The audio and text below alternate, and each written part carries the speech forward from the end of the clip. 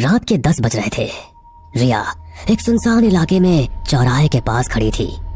एक black round neck crop top और नीचे एक शॉर्ट स्कर्ट। वो बला की खूबसूरत लग रही थी। यार कहाँ रह गया ये मोहित, अभी तक आया क्यों नहीं? उसने मोबाइल निकाला और उसे कॉल लगाया। The number you are trying to call is currently switched off. Shit! तभी उसके पैरों में एक कागज आ गिरा। उसके आसपास कोई भी नहीं था। उसने इधर उधर देखा और उसे उठाया। जान, तुम डरो नहीं, मैं तुम्हारे आसपास ही हूँ। ओह, तो तुम यही हो? मुझे डराने की कोशिश कर रहे थे? इस पर कोई जवाब नहीं आया तो उसने आगे बढ़ना शुरू किया। तुम जंगल की तरफ आओ, यहाँ एक बरगद का पेड़ है, मैं वहीं खड़ा तुम्हारा इंतजार कर रहा हूँ। ये क्या हो गया आज मोहित को, बेवकूफ कहीं का। उसने कागज वहीं फेंक दिया और आगे बढ़ गई। उसके जाते ही कागज में अपने आप आग लगी और वो जलकर राख हो गया। जंगल में इस समय काफी डरावना माहौल था और रिया हिम्मत करके आगे बढ़े जा रही थी। कुछ कदम चलने के बाद उसे एक बरगद का पेड़ नजर आया। अरे कहाँ हो इडियट, अब तो मैं यहाँ भी आ गई। तभी उसे झाड़ियों के पीछे से भारी कदमों की आवाज भी सुनाई देने लगी। उसने झाड़ियों की तरफ देखा तो 2 चमकती आंखें उसे ही घूर रही थी। उसे देखकर एक पल को तो वो डर गई। मोहित, तुम कहाँ हो? प्लीज अब सामने आ जाओ। तभी एक भयानक आवाज आई। ये आवाज सुनकर वो डर गई और भागने के लिए पलटी। तभी उसने बड़ा ही अजीब दृश्य देखा। सामने पेड़ से कई जटाएं निकल रही थी और वो किसी सांप की तरह बल खाते हुए उसके पैरों में आकर लिपट गई। रिया जमीन पर गिर गई और वो जटाएं तेजी से उसे पीछे की तरफ घसीटने लगी। खींचने वाला कौन था ये उसे दिखाई नहीं दे रहा था। काफी देर तक वो घिसटती रही। उसके कपड़े भी कट फट गए थे और काफी खरोंचें उसके शरीर पर आई थी। वो एक गुफा के अंदर पहुंची जहां हर तरफ मानव कंकाल की हड्डियां पड़ी हुई थी। वो खुद को संभालते हुए खड़ी हुई। तभी उसके सामने एक भयानक दानव आया। उसका कद 6 फीट था। शरीर की चमड़ी बहुत ही भयानक लग रही थी। उसके सर पर सींग थे, लाल भयानक आंखें, हाथ और पैरों के नाखून बहुत ही खूंखार थे। उसके हाथ में एक धारदार हथियार था। उसे देखकर रिया का दिल दहल गया। वो चीखती चिल्लाती गुफा के दरवाजे की तरफ भागी। काल पुरुष से कोई नहीं भाग सकता। वो उड़ता हुआ सामने आया। उसने अपने धारदार हथियार से रिया की गर्दन पर एक ही हमला ऐसा किया कि वो धड़ से अलग हो गई। उसके बाद काल पुरुष ने अपने हाथों को उठाया। गुफा के बाहर से 2 जटाएं आई और उन जटाओं ने रिया के शरीर और गर्दन को घसीट गुफा के बाहर पहुंचा दिया। अगले दिन हर न्यूज चैनल पर रिया की मौत की खबर दिखाई जा रही थी। एक लड़का उस समय अपने मोबाइल में बैठा हुआ यही खबर देख रहा था। अच्छा हुआ मारी गई, अब आकर कह रही थी कि शादी नहीं कर सकती। ऐसा लड़का चाहिए जिसका अपना घर हो और नौकरी 2 लाख रुपए महीना। जिसने भी इसे मारा है ना, कसम से उसके लिए दिल से दुआ निकल रही है। कुछ दिन गुजरे। उत्तर प्रदेश का एक गांव सरूरपुर। यहाँ मनोज अपनी पत्नी नंदिनी के साथ पिछले 2 साल से रिश्ते में था और नंदिनी उसे बहुत परेशान रखती थी। एक दिन जब वो सोकर उठा तो नंदिनी रहस्यमयी तरह से मरी हुई पाई गई। पूरे गांव में हलचल मच गई थी। मनोज नंदिनी की लाश के पास बैठा रो रहा था। मेरी नंदिनी को जिसने भी मारा है, भगवान उसे कभी माफ नहीं करेगा। मेरी नंदिनी की तो किसी से दुश्मनी भी नहीं थी। भीड़ में खड़ी एक औरत जिसका नाम सोनाक्षी था, वो मनोज को रोता देखकर न जाने क्यों खुश हो रही थी। शाम होने तक नंदिनी का अंतिम संस्कार कर दिया गया, लेकिन मनोज अभी भी सदमे में ही था। रात को वो अपने घर पर बैठा था, तभी धीरे से दरवाजा खुला। कैसे हो मनोज? क्या अब भी नंदिनी के जाने के दुख में हो? सोनाक्षी के हाथ में खाने की थाली थी। मनोज ने कोई जवाब नहीं दिया। उसने मनोज के सामने खाने की थाली रखी। लो खा लो मनोज। सोनाक्षी भाभी, मेरा कुछ भी खाने का मन नहीं है। सोनाक्षी ने मनोज के कंधे पर हाथ फेरते हुए कहा। मनोज, खुद को अकेला मत समझो, मैं हूँ ना। जिससे मनोज ने उसके इरादे भाप लिए। भाभी आप क्या कह रही हैं? रवि मेरे भाई जैसा है और आप मेरी भाभी लगती हैं। तुम्हारा भाई रवि बस भाई बनने लायक ही है, पति बनने के काबिल नहीं है वो। उसने मनोज के गाल पर हाथ फेरा, लेकिन मनोज ने उसे धक्का देते हुए खुद से दूर कर दिया। आप यहाँ से चले जाइए। मुझे नंदिनी के जाने का गम है और मैं उसके अलावा किसी और के बारे में सोच भी नहीं सकता। ये सुनकर सोनाक्षी झुंझलाती हुई वहाँ से निकल गई। सोनाक्षी, अब मनोज ने खाना खाया या नहीं? हाँ, खा लेगा। मैं तो देकर आ गई। मैं कौन सा उससे रिश्ता करने गई थी। कुछ देर बाद ये दोनों लेट गए। रवि तो सो गया था, लेकिन सोनाक्षी को बहुत गुस्सा आ रहा था। वो मन ही मन बड़बड़ा रही थी। इस मनोज की इतनी हिम्मत, उसने मुझे उसके करीब आने से रोका। तभी उसने देखा कि खिड़की पर किसी ने नॉक किया है। उसने उठकर देखा तो खिड़की पर मनोज खड़ा मुस्कुरा रहा था। अरे मनोज, तुम? मनोज ने उसे मुस्कान दी। सोनाक्षी भी खुश हुई और घर से बाहर निकलकर उसके पास पहुंची। तुम तो बहुत भोले बन रहे थे, अब क्या हुआ? इस पर मनोज ने कोई जवाब नहीं दिया और उसे मुस्कुराते हुए अपने पीछे आने को कहा। सोनाक्षी ने आगे बढ़कर मनोज का हाथ पकड़ लिया और दोनों साथ साथ चलने लगे। वैसे हम जा कहाँ रहे हैं, कुछ तो बताओ। इस पर भी मनोज ने कोई जवाब नहीं दिया। सोनाक्षी थोड़ा शर्माते हुए उसके साथ चल रही थी। तभी सोनाक्षी की नजर जमीन पर आगे चल रही उनकी परछाई पर पड़ी। उसने देखा कि उसकी बराबर में चल रहा शख्स काफी लंबा है और उसके सर पर 2 सींग भी है। एक हाथ में हथियार भी है। ये देखकर वो सन्न रह गई। उसने रुककर जैसे ही मनोज की तरफ देखा तो उसकी आंखों में खौफ उतर आया। उसने देखा कि उसके साथ चल रहा वो शख्स मनोज नहीं है, वो वही काल पुरुष है। उसने उससे हाथ छुड़ाया और भागने लगी। काल पुरुष ने अपना एक हाथ उठाकर सोनाक्षी की तरफ इशारा किया। तभी जंगल से 2 जटाएं निकली और उन्होंने सोनाक्षी को पकड़कर ऐसा खींचा कि सोनाक्षी उसके पैरों में आ गिरी। काल पुरुष ने अपने हथियार से खच से सोनाक्षी की गर्दन उड़ा दी। उस घटना के बाद भी शहर में महिलाओं की मौत होने की घटना बराबर घट रही थी। शहर का एसएसपी इंस्पेक्टर शिंदे इन घटनाओं से बहुत ज्यादा परेशान था। कशिश, तुमको क्या लगता है कौन है जो सिर्फ लड़कियों को ही अपना शिकार बना रहा है? सर, जितनी भी लड़कियां मारी गई हैं अलग अलग जगह और अलग अलग इलाकों की थी। हिंदू मुस्लिम सभी मारी जा रही हैं, लेकिन उन्हें मार कौन रहा है ये समझ नहीं आ रहा। हमें कैसे भी करके पता लगाना ही पड़ेगा। अब और मौतें देखने की हिम्मत नहीं है।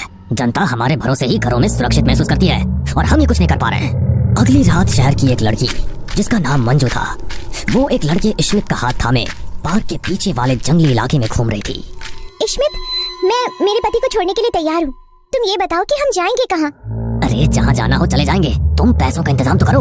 वो तो पक्का समझो, सारे जेवर और 5 लाख कैश मैंने अलग सूटकेस में रख लिए। तुम बस ये बताओ कब निकलना है? बस तो ठीक है, कल रात को उसके सोने के बाद हम दोनों यहाँ से फुर्र। ये कहकर दोनों हंसने लगे, लेकिन तभी उनको भारी कदमों की आवाज सुनाई दी। उन दोनों ने चौंकते हुए एक साथ सामने की तरफ देखा तो उनको काल पुरुष नजर आया। काल पुरुष की उंगली के महज इशारे से ही एक जटा जंगल से निकल कर आई और उसने मंजू को हवा में उठा लिया। मुझे बचाओ, सर! रुक जाओ! तभी पास ही छिपा इंस्पेक्टर शिंदे और कशिश सामने आ पहुंचे। उसे देखकर शिंदे और कशिश को भी काफी डर लग रहा था, लेकिन पुलिस की वर्दी डरने की इजाजत नहीं देती। उसे छोड़ दो, वो निर्दोष है। नहीं छोड़ूंगा, इसे मरना होगा। ये अपने पति को धोखा दे रही है। नहीं, इसकी तो अभी तक शादी भी नहीं हुई है। ये तो हमारी एक पुलिस कर्मचारी है। हमने सभी मरने वाली लड़कियों की लिस्ट बनाई और सभी का बैकग्राउंड चेक किया तो पाया कि जितनी भी औरतें मारी जा रही है वो अपने प्रेमियों या पतियों को धोखा दे रही थी या उनको परेशान कर रखी थी। हम जानना चाहते थे कि ऐसा कौन कर रहा है, इसलिए हमने ये नाटक किया। लेकिन सच कहूँ तो हमें नहीं पता था कि वो कोई दानव होगा। मैं कोई दानव नहीं हूँ। तो फिर कौन हो? काल पुरुष। ये सुनकर शिंदे और कशिश ने एक दूसरे को देखा। मैंने कभी किसी निर्दोष लड़की को नहीं मारा ना, मैं हमेशा से काल पुरुष था। मेरा नाम अमरिंदर था। मैं अपने घर का इकलौता चिराग था। मेरे माँ बाप मुझसे बहुत प्यार करते थे और मैं भी एक एमएनसी में जॉब करके अच्छे से उनका नाम रोशन कर रहा था। जब मेरी उम्र 25 साल हुई तो मुझे शिवानी से प्यार हुआ और 1 साल की रिलेशनशिप के बाद हमारी शादी हो गई। शादी के कुछ दिन वो मेरे साथ अच्छे से रही और फिर हर छोटी सी बात को लेकर झगड़ा करने लगी। बहुत हो गया अमरिंदर, मैं तुम्हारे साथ अब और इस कैद खाने में नहीं रह सकती। शादी से पहले इतने गिफ्ट देते थे, घुमाने ले जाते थे, और अब तो तुमको बस घर का काम ही दिखाई देता है। हफ्ते में सिर्फ 1 दिन होता है जब तुम मुझे बाहर ले जाते हो, वरना मम्मी हमेशा मुझे घर का ही काम बताती रहती है। और मेरे कॉलेज के दोस्त यहाँ जाते हैं तो तुम्हारे माँ बाप को उनसे भी परेशानी होती है। ऐसा लगता है कि मेरा इस घर पर कोई अधिकार ही नहीं है। देखो, अब हमारी शादी हो गई है, रोजाना घूमने जाएंगे, बाहर का खाएंगे, तो हमारा घर कैसे बसेगा? तुमने अपने बर्थडे पर दोस्तों को घर बुलाया तो मम्मी पापा ने कुछ भी नहीं कहा, लेकिन वो यहाँ आकर पार्टी में कैसे तुम्हारे साथ ड्रिंक्स और बदतमीजी कर रहे थे। देखो, उनको इस बात का बहुत बुरा लगा अरे बहू हो तुम इस घर की, और माँ तुमको काम बताती है तो इसका ये मतलब है कि वो तुम्हें एक जिम्मेदार बहू बनते हुए देखना चाहती है, क्योंकि इस घर को उनके बाद तुम्हें ही संभालना है। उसमें क्या गलत है? बस बहुत हुआ। हाँ मैं ही गलत हूँ। अब तुमको फैसला करना ही होगा, या तो माँ बाप को चुन लो या मुझे। और मेरे दोस्तों से मिलने से तुम मुझे रोकोगे नहीं। लव मैरिज की है हमने। मैं ये घर गृहस्थी संभालने जैसी बड़ी जिम्मेदारी में नहीं फंसना चाहती। वाह, मानो सदमे में चला गया था। उसने अपने कपड़ों के साथ तिजोरी में रखे सभी जेवर भी रख लिए थे। मैं बस बैठा हुआ आंसू बहाते हुए उसे देख रहा था। वो बैग लेकर घर से निकल गई। रो क्यों रहा है बेटा? जब गुस्सा शांत हो जाएगा तो वापस आ जाएगी। चल मैं तुझे खाना खिलाती हूँ। अगले दिन मैंने उसे कॉल की, लेकिन उसने कोई जवाब नहीं दिया। और फिर ठीक 1 महीने बाद ही मुझे पुलिस गिरफ्तार करके ले गई। उसने मुझ पर केस फाइल किया कि मैं और मेरे मम्मी पापा उसे जान से मार देना चाहते हैं, और वो अपनी जान बचाकर मेरे घर से भागी थी। मेरे घर से सब कुछ लूटने के बाद भी उसने मुझे डाइवोर्स देने और केस वापस लेने के लिए 30 लाख रुपए एलिमनी की डिमांड रखी। मैंने उसे डिवोर्स देने से मना कर दिया और केस लड़ना शुरू किया। 2 साल केस चलते हुए हो गए थे। वो आने को तैयार नहीं थी। कोर्ट के चक्कर लगा लगा कर मैं थक गया था। हमारे घर के पास ये गांव था। उस गांव के जंगल में एक गुफा थी जिसको मौत की गुफा कहा जाता था।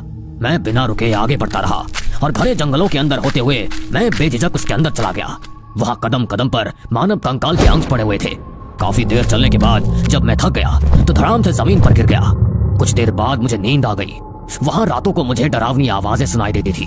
कई तरह के मच्छर और कीड़े वहाँ घूमते थे। लेकिन जब जान जाने का डर दिल से निकल जाए तो और कोई डर हम पर हावी नहीं हो सकता।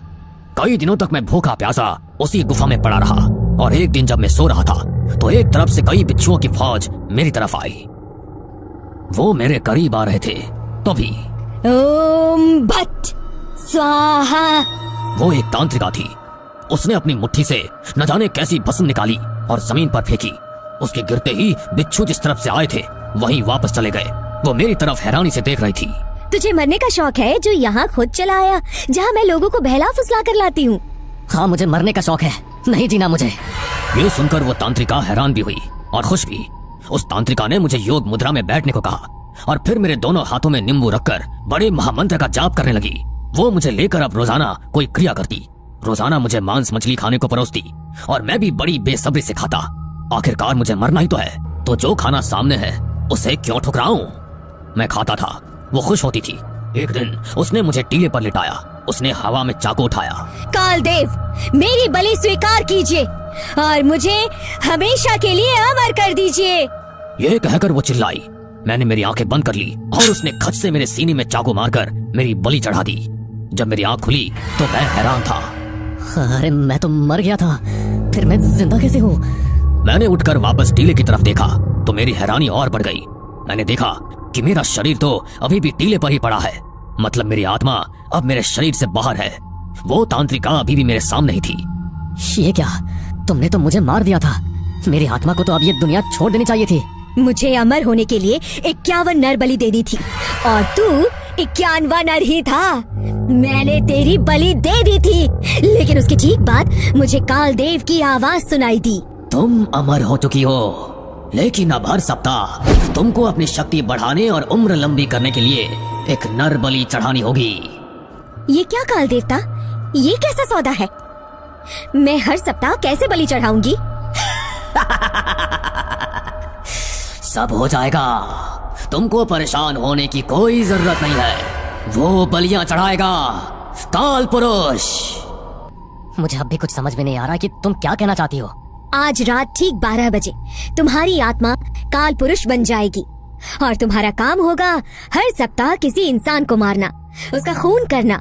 जितने इंसानों की तुम बलि लोगे मेरी शक्ति बढ़ेगी और उम्र लंबी होगी। मैं अब हैरान था कि अब मेरी आत्मा हमेशा के लिए भटकती रहेगी।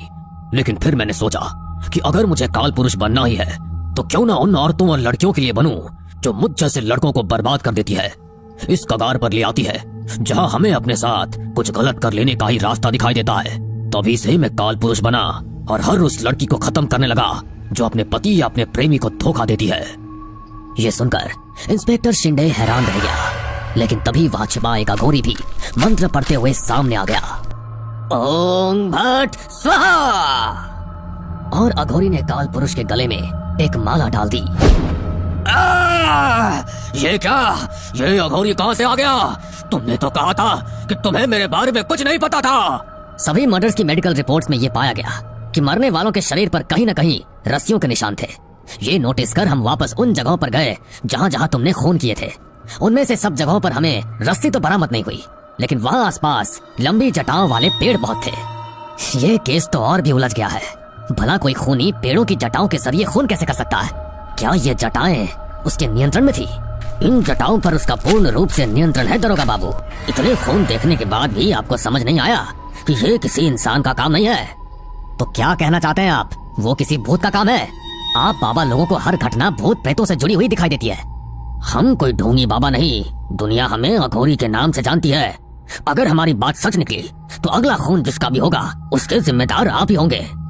ठीक है, हम उसे पकड़ने का प्लान कर रहे हैं। आप भी हमारे साथ ही रहना। मैं आपको दिखा दूंगा कि वो कोई भूत नहीं बल्कि सीरियल किलर है। ये सुनकर काल पुरुष उस माला को गले से निकालने की कोशिश करने लगा, लेकिन नाकाम रहा। अघोरी की शक्ति भी कुछ कम नहीं थी। वो काल पुरुष को वश में करने का प्रयत्न कर रहा था। काल पुरुष उड़ना चाहता था, लेकिन उसके पैरों को अघोरी ने अपनी मंत्र शक्ति से बांधित कर दिया था। तुम्हारे साथ गलत हुआ है, लेकिन कानून को हाथ में लेने का हक किसी को भी नहीं है। कैसा कानून जो लड़कों के मरने के बाद ही मानता है कि उनके साथ गलत हुआ? जो सिर्फ किसी लड़की के झूठे आंसू देखकर बिना सबूत किसी शरीफ लड़के के हाथों में हथकड़ी लगा देता है। अघोरी ने मंत्रों का उच्चारण तेज कर दिया। फिर उस अघोरी ने एक मटकी खोली। उसके बाद काल पुरुष धुआं बनकर उसके अंदर समा गया। काल पुरुष इसके अंदर कैद है। इस मटकी को ऐसी जगह दफन कर देना जहां कोई न पहुंच सके। शुक्रिया बाबा, आप सही थे। इंस्पेक्टर शिंदे ने उस मटकी को जंगल में एक पीपल के पेड़ के नीचे दफन कर दिया। उसके बाद शहर में महिलाओं की मौतें होना बंद हो गई। सर, काल पुरुष के जाने से लड़कियों का मरना तो खत्म हो गया, लेकिन पुरुष आए दिन मर रहे हैं। किसी को उसकी बीवी अपने आशिक के साथ मिलकर मार रही है, तो कोई बीवी की बेवफाई से खुद ही मारा जा रहा है। क्या करें, हम सिस्टम तो नहीं बदल सकते ना। तभी एक दिन ऐसा केस सामने आया जिसने पूरे भारत को हिला दिया। एक मर्चेंट नेवी ऑफिसर सौरभ को उसकी बीवी मुस्कान ने अपने आशिक साहिल के साथ मिलकर मार डाला। सर, एक और केस सामने आया है। एक औरत ने अपने पति को मारा और उसके टुकड़े करके मिक्सर में चलाकर पीस दिया। हे भगवान, ये क्या होता जा रहा है? अरे ऐसा कब तक चलेगा? सर, सिर्फ इतना ही नहीं, एक रिसर्च में सामने आया है कि अदालत में जितने भी दहेज प्रताड़ना और घरेलू हिंसा के केस पतियों के खिलाफ चल रहे हैं, उनमें से 90% केस झूठे हैं। उन पत्नियों ने अपने पतियों से एलिमोनी और मेंटेनेंस के पैसे ऐंठने के लिए उन्हें फंसा रखा है। दिन पर दिन केस बढ़ते जा रहे थे और इंस्पेक्टर शिंदे की चिंता भी। एक शाम सौरभ की कातिल मुस्कान जेल में बंद सो रही थी। तभी उसे भयानक सांस लेने की आवाजें सुनाई देने लगी।